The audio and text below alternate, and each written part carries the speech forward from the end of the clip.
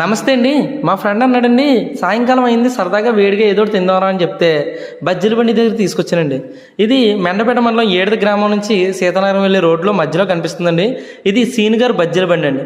అయితే ఈయన దాదాపు 40 సంవత్సరాల నుంచి బజ్జీల బండి వ్యాపారం రన్ చేస్తున్నారటండి.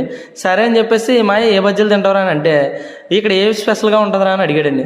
ఇక్కడ వంకాయ బజ్జీ ఫేమస్ అన్నాడండి. సర్లే బాబాయ్ 2 వంకాయ బజ్జీ చేయమంటే వెంటనే వంకాయ మధ్యలో కోసండి, దాని మధ్యలో మసాలా పెట్టి దాన్ని శనగపిండిలో వేసి నూనెలో వేపిస్తానండి.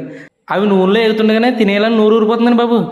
అలా అని చెప్పేసి వెంటనే తీసుకుని తినేస్తే 4 కాలిపోద్దండి. కాసేపు అయిన తర్వాత అవి తీసి కట్ చేసి అందులో ఉల్లిపాయ వేసి తర్వాత కారం మసాలా ఉప్పు ఇలాంటివన్నీ జల్లండి. తర్వాత పైన నిమ్మకాయ జల్లారండి. తర్వాత ఇదిగో బాబు తీసుకొని చెప్పేసి ఒక పేపర్లో తీసండి బజ్జీ ఇచ్చాడండి.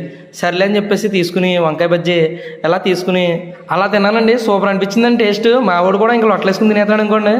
2 బజ్జీలకి 20 రూపాయలు తీసుకున్నాడండి. ఈసారి ఏమన్నా మీరు ఇటువైపు వస్తే ఒకసారి ట్రై చేసి